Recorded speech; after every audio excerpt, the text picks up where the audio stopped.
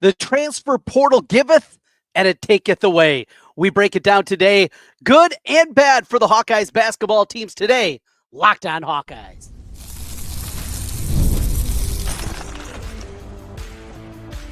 You are Locked on Hawkeyes, your daily podcast on the Iowa Hawkeyes. Part of the Locked On Podcast Network, your team every day. Hey, welcome in. I'm Trent Condon, and this is the Locked On Hawkeyes podcast. Thanks for making Locked On Hawkeyes your first listen every day. We're available wherever you find podcasts. You can also watch us on YouTube. While you're there, make sure you hit that subscribe button. Just takes a moment and helps us get in front of more Hawkeye fans. Today's episode is brought to you by Game Time. Download the Game Time app, create an account, and use code LOCKEDONCollege for $20 off your first purchase. Well, a lot going on in the world of Hawkeye athletics. We're going to talk a little bit later on about those first place Iowa baseball team. Unbelievable as they get the sweep over the weekend. Had to move things up a little bit against Minnesota, but they get the sweep against the Gophers. Goes the other way for the softball team. We'll talk about that a little bit later on. We got a lot of portal conversation. Plus, we're going to be talking with Scott Dochterman from The Athletic. We're going to get his thoughts on the hiring of Ben McCollum, the newest Iowa men's basketball coach, where he lands after being at the press conference a week ago, where Iowa goes from here on that front. And, of course, we'll talk some football with Scott Dochterman as well, as spring practice is underway and some intriguing position battles for the Iowa football team. But we begin today with the transfer portal. Yes, each and every year, this thing gets more and more crazy and more important. And I know for a lot of us watching this for the first time on the men's basketball program are going through some difficult parts of this. This is not the old day when a coach comes in, there's holdovers, and there's guys that will transfer but for the most part, you got a pretty good baseline. You look at the Iowa roster, it's Bennett Sturtz, great. It's now Cooper Koch, and we'll get to his return here momentarily, and then there's a whole lot of question marks. That's what it is. We have to remain patient. It's going to be difficult, and there might be a time or two that I overreact. I freak out a little bit. I think that's where all of us go. The ups and downs, though, of the transfer portal, the rumors, the innuendo. So if you are somebody that for the last 25, 27 years for me have been on message boards, you know that the recruiting world can be a little bit wild, a little weird. There's rumors, there's things that happen. But remember, this is happening usually over the course of a year, a couple of years, building up to eventually when these student athletes make their commitments to particularly schools. We're microwaving this here in the transfer portal era. We're putting this all together and we're making these things happen over days, weeks. It is an incredibly short period of time. And because of that, the wild swings, the wild ebbs and flows that you get as it pertains to the portal, just absolutely crazy the way things set up. Let's get to Cooper Koch and his return. So obviously a freshman campaign that didn't go the way I think anybody thought it was going to. And you look back at what he was able to do before the injury shut him down for the year. And I know there's a lot of innuendo, a lot of chatter about what the injury was. So be it, right? No big deal. He's coming back and he's going to be ready to go. So this is step number 2 now of Ben McCollum. Cooper Koch had offers. Cooper Koch had opportunities. And remember, coming out of high school, this is a guy that had offers from some big-time programs. This is a guy that had Purdue and Michigan State after him. And it's not very often in basketball that Iowa wins those recruiting battles against those kind of programs. But they did. Now, the bloodlines help, right?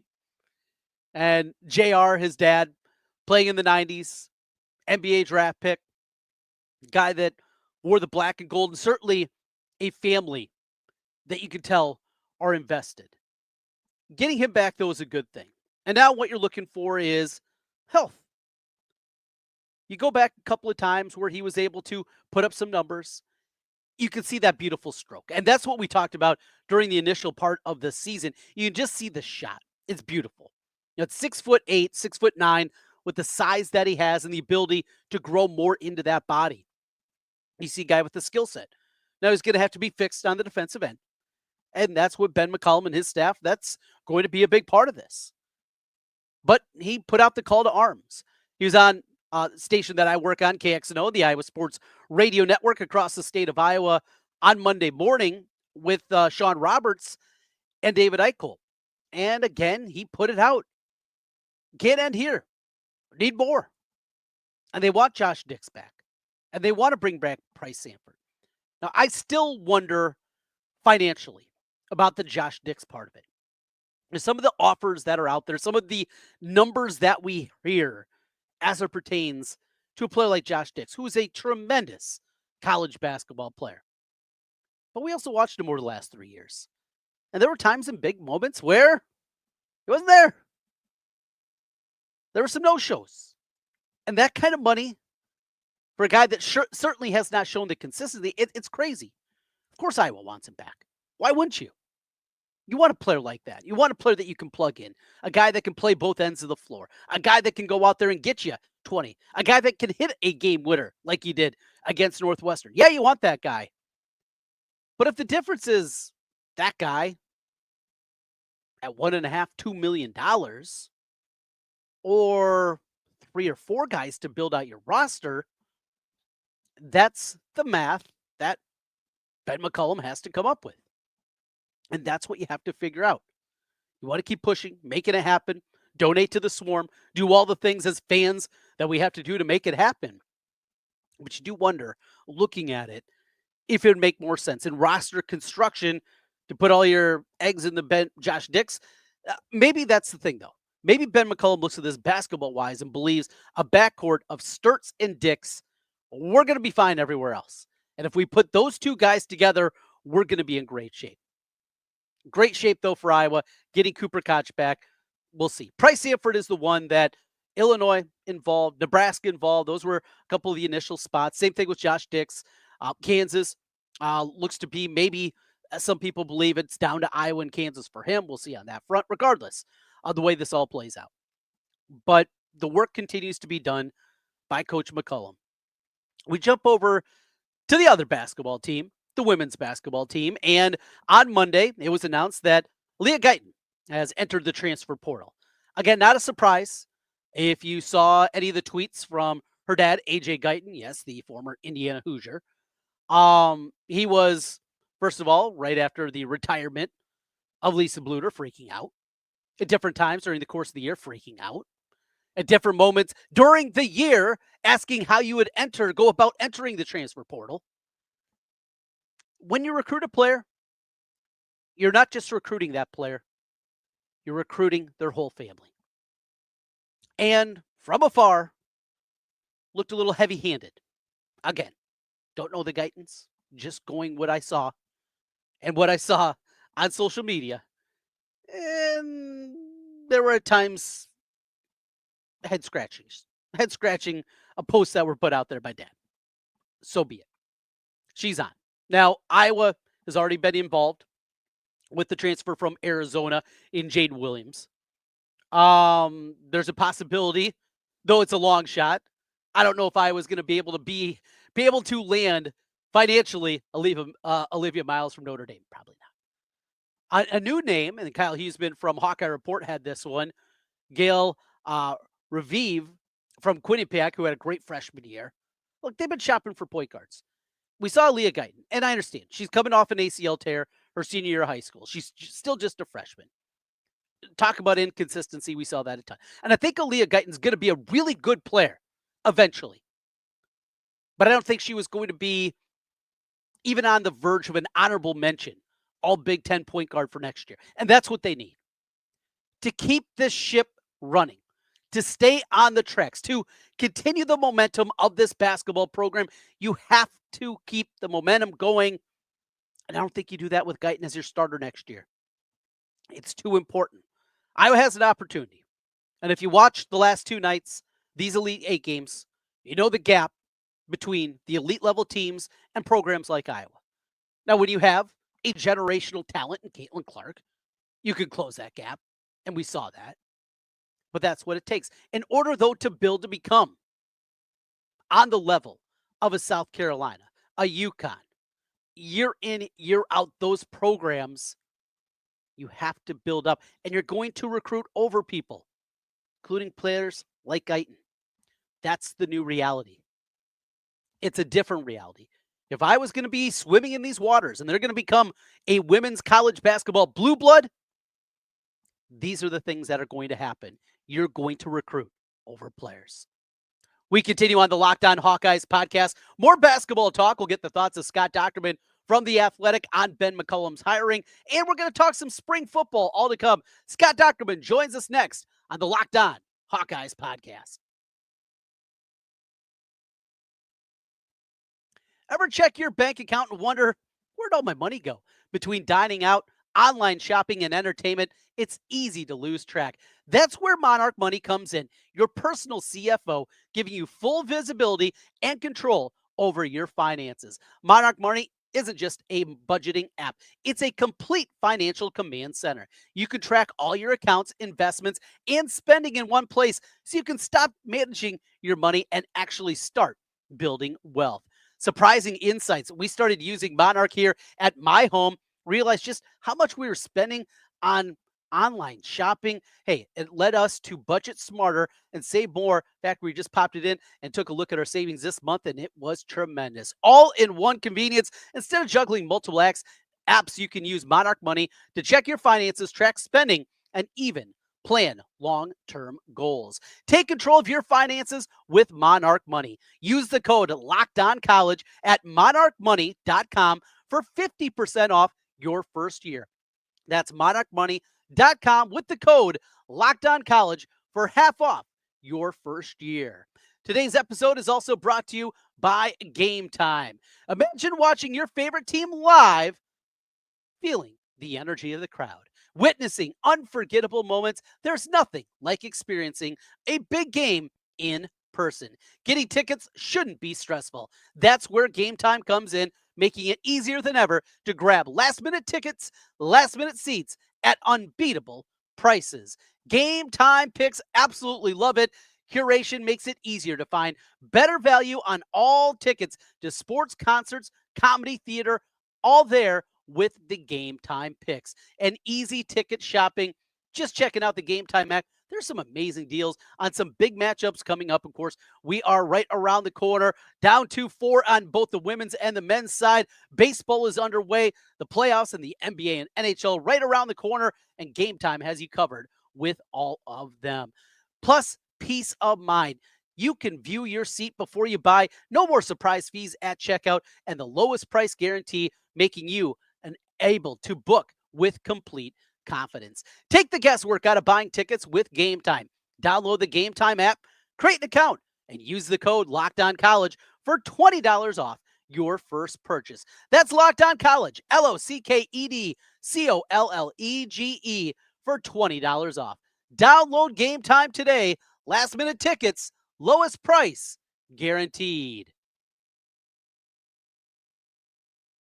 Well, Scott, let's jump into little Iowa topics. And last week, we get the news on Monday that it's going to be Ben McCollum. It happens early in the morning. Everything's happening there. We see the press conference. Doc, you've been to a lot of press conferences, and it's not about winning a press conference, but that's about as close to winning a press conference for a guy that I think a lot of Iowa fans didn't know a ton about outside of maybe watching the game against Missouri. Hitting a home run, ultimately, it doesn't matter. It's what you do between the lines that's going to matter. But I thought Ben McCollum, that was about as good as I have ever seen. And a time that maybe Iowa men's basketball really needed a guy like that. It was a tremendous introduction to what Ben McCollum, who Ben McCollum is, what he stands for, and what he's going to be. And, and growing up in Storm Lake, Iowa, you don't know what his rooting interests were growing up. I mean, that's, in the northwest corner of the state. Is he a Cyclone fan? Is he an Iowa fan? Is he Nebraska? Does he care at all about different college teams, maybe centered more on the pro teams in Minnesota? Instead, he is a diehard Hawkeye from birth. He has pictures of him and Dr. Tom Davis to bring up players like Montier Glasper and Val Barnes, and I think really showed that he paid attention and watched those games, and he attended those games And then he talked about winning the MVP of his hometown camp and the Hawkeye Hustler Award, and got it from Bruce Pearl, who just happens to be coaching in the Final Four. I mean, it shows that he is very much in tune to Hawkeye history, and that is, a juicy slice of red meat to Iowa fans who sorely need it right now. Because, the one thing I've kind of come to the conclusion with this program is, and I grew up in the 80s and 90s and really watched it up close. Had friends play at Iowa, and certainly friends attending Iowa, and hung out with them. And that is that Iowa has incredible history, but the tradition has completely waned over the last 25 years. Mm-hmm. And some of it is self-inflicted. Some of it is just kind of the byproduct of not being able to reach any kind of level of expectation that the fan base wants. And I think what Ben McCollum does is he builds that bridge back to that history, that people that remember those teams of the 80s and 90s know that their coach lived it the way they lived it. And that's really impressive and really important. Now, but I'll say this, the most important thing that he can do is spell out a vision for how this program can return to that level. And I'm not talking about just Dr. Tom's level the last 11 years. I'm talking about Luke's level before that. And I thought he spelled out his vision for this program, what he wants to do on the floor, how he wants to play, his record, and I think all of that really came out and sold a vision. And, granted, he has to go do it. He has to do it in the transfer portal. He has to bring back some of the players who are still in it that are Iowa players. And he has to bring a few from Drake. But ultimately, I think that the course is set, that he feels like he could be successful at Iowa, and I have no reason to doubt him based on his history. Yeah, he has definitely shown that. He's been a winner everywhere he is, and a grinder. And that's the conversation with DeVries, who was, of course, the flavor of the day for a couple of days there. And you look at Ben McCollum, I was never going to be Indiana basketball as it pertains to NIL. They're never going to be able to financially compete with some programs of their Big Ten brethren. Ultimately, Ben McCollum very well could be the better fit because he feels like the kind of guy, and there's no guarantee it's going to happen, but he's going to be able to squeeze the most juice out of what he has because he's proven he can do that. And I think some of that goes to style of play, Trent. When you look at Fran's style of play, which is very entertaining, and I think history will be kind to him for what he did at Iowa, as it should be. But I also think that when you play an up-tempo offensive style of play, you kind of, if you don't have elite athletes, you surrender a lot on the defensive end. And because it's hard to play two ways unless you are, the most talented athletes on the floor. And that wasn't the case at Iowa. He had some great athletes, great players, but just not be able to do it both ways. I think what Ben McCollum's system does, and I know people have been either whether critical or a little put off or whatever by some of the slowdown of it. I disagree. I think it's a smart system because kind of like with Kirk Ferentz in football, you're not going to be able to play air raid at Iowa and be successful. You know how to get players who in your region who can fit your scheme and execute it. And I think that's what Ben McCollum is capable of doing, is going out and get somebody like Peyton Sanford, who I thought in his scheme would have been an even better player than he was in Fran's style of play. And I think you're more than capable of getting those players to execute highly efficient offense, rugged defense, do all the little things that can help them win games. And when you look at NIL, talking to Beth Getz after her little media scrum and also Ben McCollum, is they're not going to shirk from that. It was probably overblown and overplayed, the lack of NIL that Iowa had. Yes, it was tough, but they still had some pretty good players there this year. Yeah. But going forward, I think that Iowa is going to be mid-pack in that. And I think when you look at it, in all the other aspects of sport, I think that's probably a fair place to be. Let's talk some football. Scott Dochterman joining us from The Athletic. And Doc, spring practice, you get Kirk Ferentz, and I'll tell you, I was listening to it, picking up my son on the way to his school, and then I went back and read the transcript. I mean, it hit all the notes. It was all the Kirkisms that you'd anticipate for a spring press conference that you get out of him. Just an overview of this squad. I come into the year, Gronowski certainly created some excitement, but you look through, this team lost a ton off of last year's team. Sure, that's going to be the first thing you look at. I would say, we have kind of, I think since Mark Gronowski committed to Iowa, and then you kind of, everybody's focus and attention is kind of flipped over to basketball. But this is a huge signing. I mean, this is as big of a free agent signing Iowa's ever had in any sport. And he has the potential to do some really terrific things. He's still healing from a slightly torn labrum that I think will be, fully healed by June. So he'll be able to, soft toss or do other things this spring, probably participate in everything but really hardcore throwing, but he'll be fine. I think he's got a chance to really elevate the offense.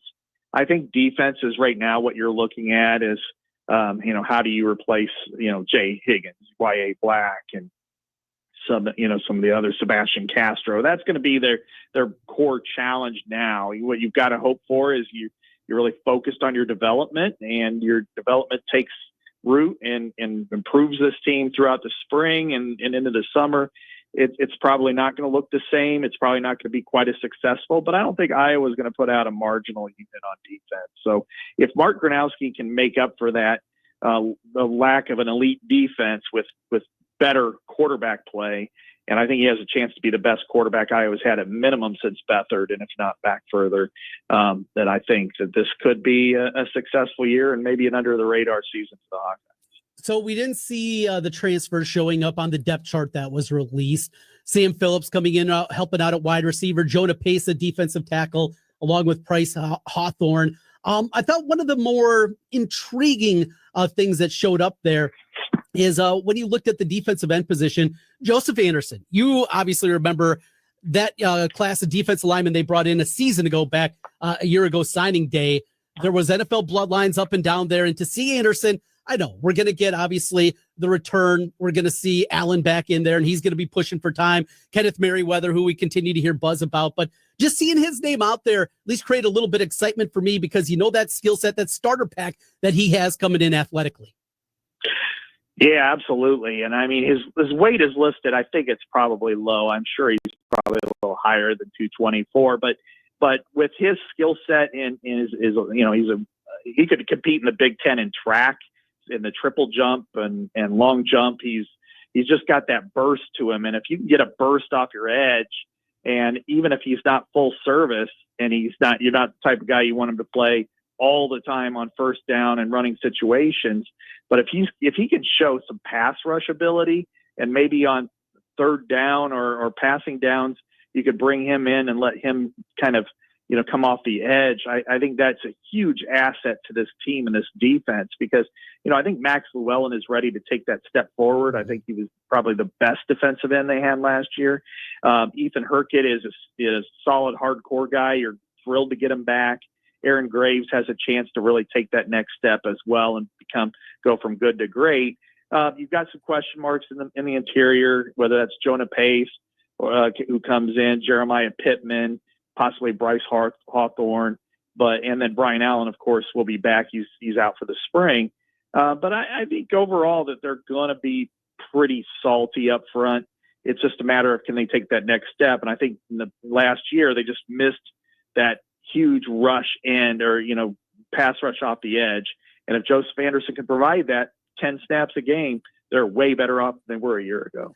Finally, Doc, left tackle. You look at it, it's guys that we know the names, but we just haven't seen them out there a whole lot. I know Lauk has been kind of commended, a guy that built themselves up, and they beat some good teams to get him a couple of years ago out of Indianapolis.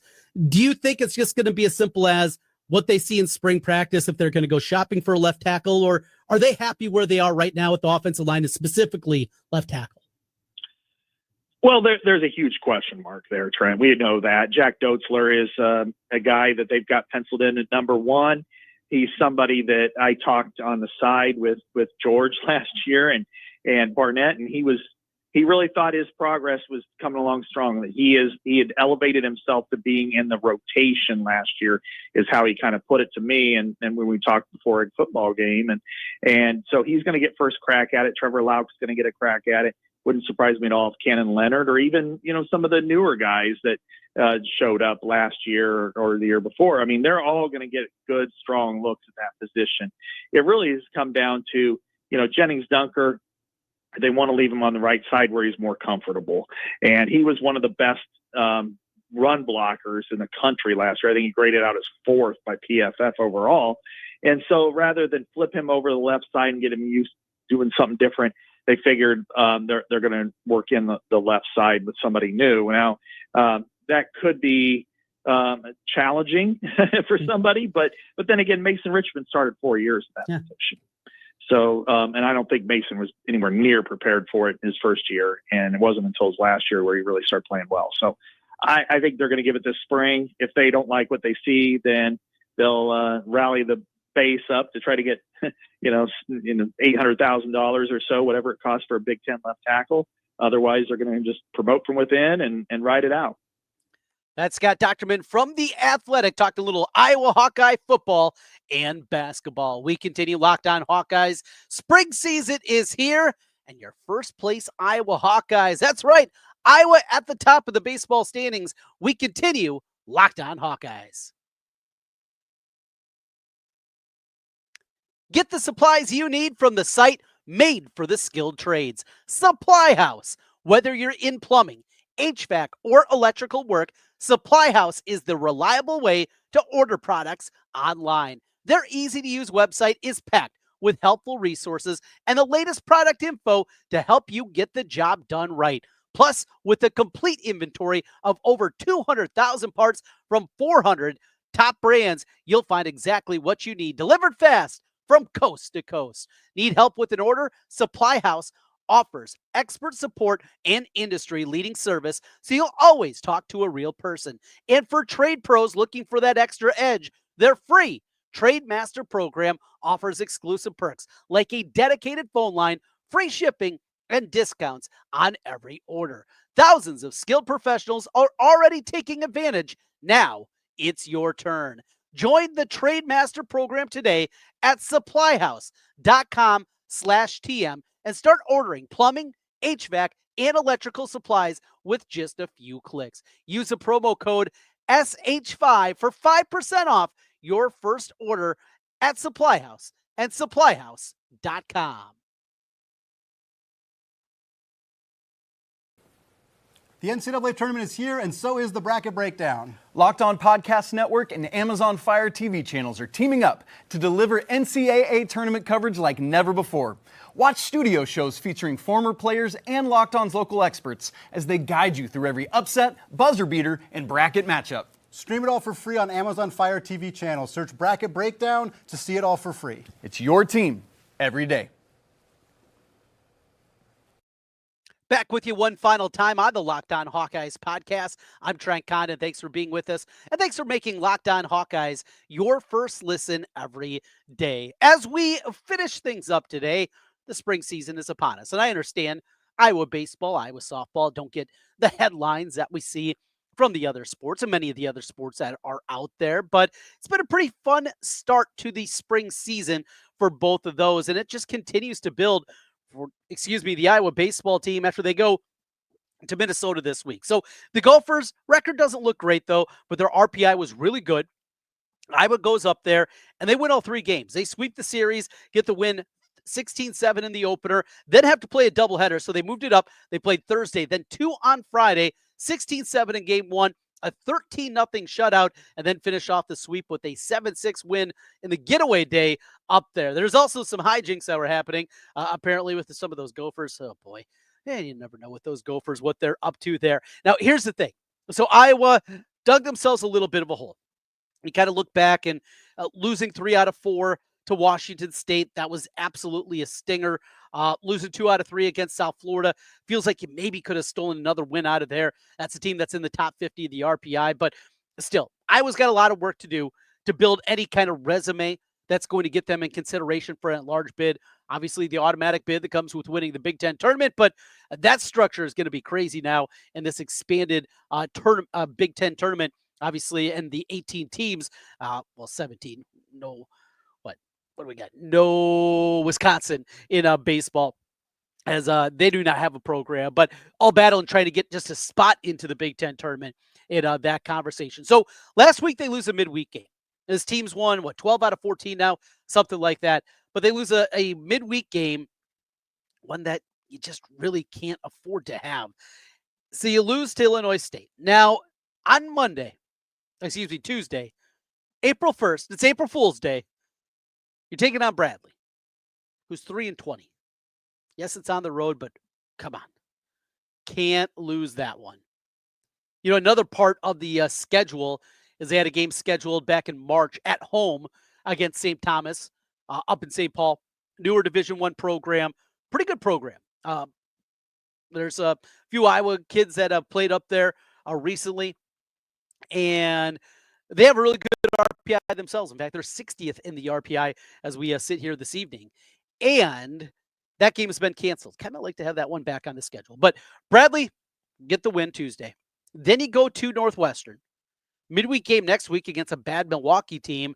And then it's the Huskers after that, April 11th through the 13th. And Huskers are off to a bit of a slow start. Look, the work, there is a lot of it that needs to be done to get back into that kind of talk and maybe this team being an NCAA tournament team. But remember back those years and what Heller's been able to do.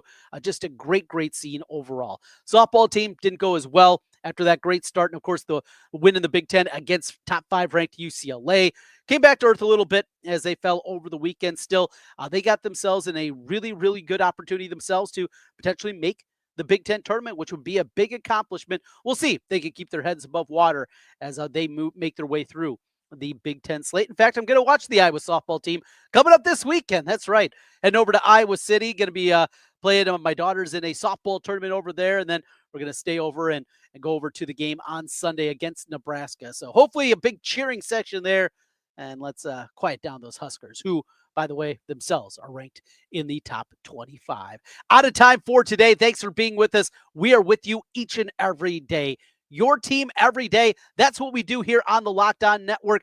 I got you covered on the Hawkeye front for your favorite MLB team as we are off and running. NFL team getting ready for the draft. Playoffs are right around the corner for NHL and NBA, all right here on the Locked On Network. Thanks for being with us and making Locked On Hawkeyes your first listen every day. We'll talk to you again tomorrow. Go Hawks.